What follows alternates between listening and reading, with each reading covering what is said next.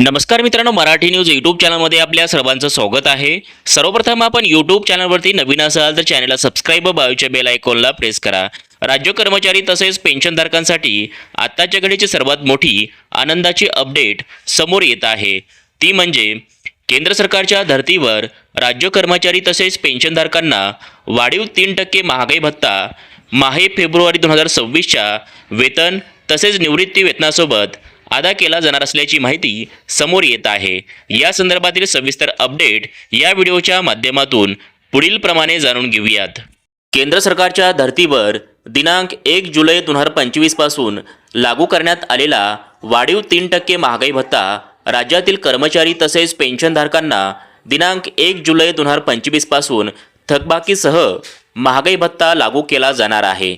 यामुळे राज्य कर्मचाऱ्यांचा एकूण महागाई भत्ता 55% वरून 58% इतका होणार आहे।